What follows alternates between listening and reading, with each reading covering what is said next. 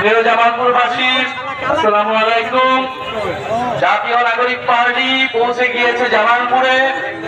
জামালপুরের মাটিতে আমরা আজকে এসেছি গণ-অভ্যুত্থান থেকে গড়ে ওঠা দল, রাজপথ থেকে গড়ে ওঠা দল জাতীয় নাগরিক পার্টির নতুন দিনের বার্তা নিয়ে।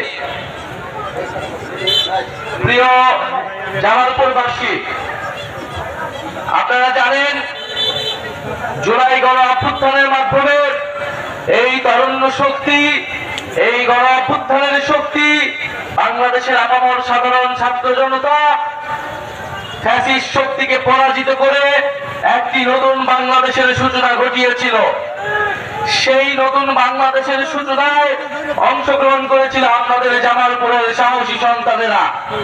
এই জামালপুরে আমরা জানি 17 জন শহীদ রয়েছেন, যারা ঢাকার বিভিন্ন প্রান্তে বুক চিতিয়ে লড়াই করেছেন, পুলিশের ছাত্রলীগের বুলেটের সামনে নিজের জীবন দিয়েছেন।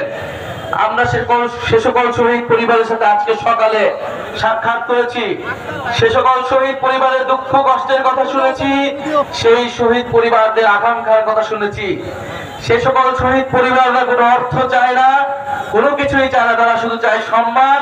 তারা চায় তাদের যে কারণে তাদের সন্তানেরা, তাদের পরিবারের সদস্যরা জীবন দিয়েছিল, সেই নতুন বাংলাদেশ যাতে এই তরুণদের হাত ধরে বাংলাদেশে প্রতিষ্ঠিত হয়। ফলে জামালপুরবাসীর দায়িত্ব, আমাদের দায়িত্ব, পুরো সমগ্র বাংলাদেশের দায়িত্ব।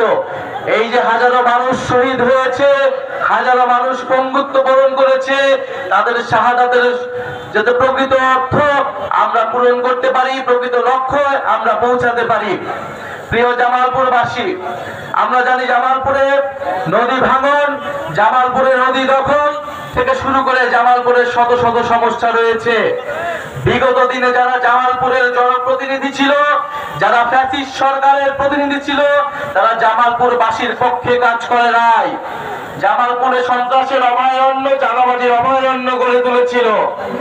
আমরা জামালপুরকে সেই চাঁদাবাজ সন্ত্রাস থেকে উদ্ধার করে একটি জনগণের জামালপুর হিসেবে গড়ে তুলতে চাই। প্রিয় সংগ্রামী জামালপুরবাসী, আমরা জানি এই সমিতির নামে জামালপুরে কত সাধারণ মানুষের অর্থ লোপাট করা হয়েছে।